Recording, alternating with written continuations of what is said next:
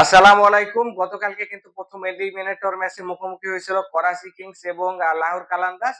যেখানে লাহোর কালান্দার্স কিন্তু খুব সহজে ৬ উইকেটের ব্যবধানে হারিয়ে দিয়েছে এখানে করাচি কিংসকে।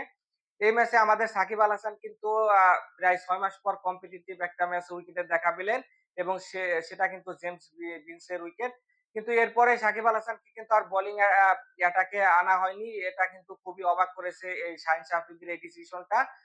এটা হতে পারে যে ভিন্স আউট হয়ে যাওয়ার পরে কিন্তু সাদবিক নামেন তিনিও লেফট হ্যান্ডার ব্যাটসম্যান এবং আগে থেকে ক্রিজে ছিলেন এখানে ডেভিড ওয়ার্নার। তবে এই থিওরিটা কিন্তু ১ম থেকে আমার কাছে খুবই বোরিং লাগে। কারণ ২ জন লেফট হ্যান্ডার ব্যাটসম্যান ক্রিজে থাকবেন এজন্য আপনার সেরা বোলার আপনার যদি হয় বামহাতি বোলার তাকে বোলিং এ আনবেন না। এটা আসলে মেনে নেওয়া যায় না।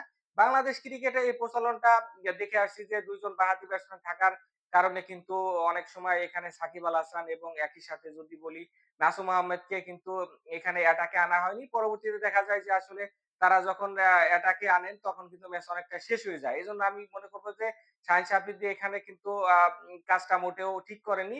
যেহেতু সাকিব আল হাসান একটা উইকেটের দেখা পেয়েছিলেন, পরবর্তী ওভারগুলো কিন্তু সাকিব আল হাসান ডিজার্ভ করতেন।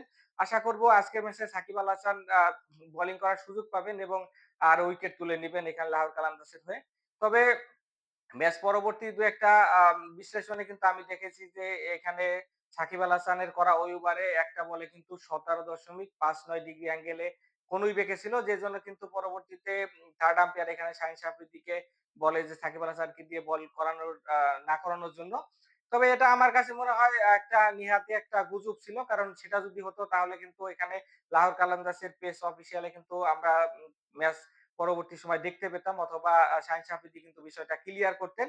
আ তবে চাইবো যে সাকিব আল হাসান ইন্টারন্যাশনাল ক্রিকেটে বাংলাদেশের হয়ে আর বোলিং করার সুযোগ না পেলেও আ এই সমস্ত ঘরোয়া লিগে যেন তার সেরাটা দিতে পারে এবং যতদিন তিনি বোলিং করতে পারেন তার বোলিংটা এবং ব্যাটিংটা কিন্তু আমরা উপভোগ করে যেতে চাই।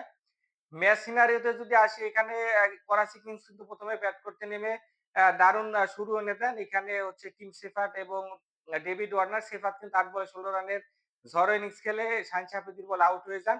এক প্রান্ত আগলে রেখে কিন্তু দারুণ ব্যাটিং করতে থাকেন ডেভিড ওয়ার্নার ৫২ বলে ৭৫ রানে পৌঁছে যান। যদিও তিনি এখানে একটা লাইভ পান মোহাম্মদ নাইমের বলে কিন্তু হারিস রৌফ সহজ একটা ক্যাচ মিস করেন। না হলে হয়তোবা আরো আগে ফিরে যেতে পারতেন ওয়ার্নার।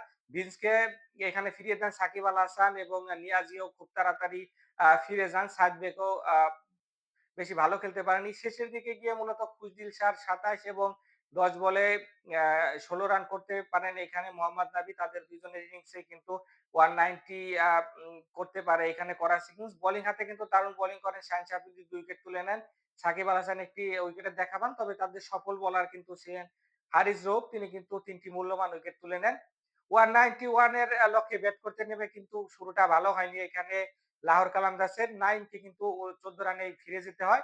তবে আব্দুল্লাহ শফিক এবং হচ্ছে ফখর জামানের মধ্যে দারুণ একটা পার্টনারশিপ গড়ে ওঠে। যেখানে কিন্তু 47 এর একটা অসাধারণ ইনিংস খেলেন ফখর জামান এবং ৩৫ বলে ৬৫ রানের ম্যাচ জয়ী ইনিংস খেলেন এখানে হচ্ছে আব্দুল্লাহ শফিক এবং এই ইনিংসের কারণে তিনি কিন্তু প্লেয়ার অফ দ্য ম্যাচও নির্বাচিত হন। শেষ কাজটুকু করেন এখানে কুশাল পেরেরা এবং হচ্ছে একই সাথে বানুকা রাজাপাকসে এই ২ শ্রীলঙ্কান কিন্তু জয়ের বন্দরে পৌঁছে দেন। এখানে কুশাল পেরেরা ৩০ রান করেন এবং হচ্ছে ১২ বলে ৩০ রান করেন এখানে বানুকা রাজাপাকসে। তাদের কারণে কিন্তু এখানে ১ ওভার ২ বল বাকি রেখে লাহোর কালান্দার্স একটা জয় তুলে নিল।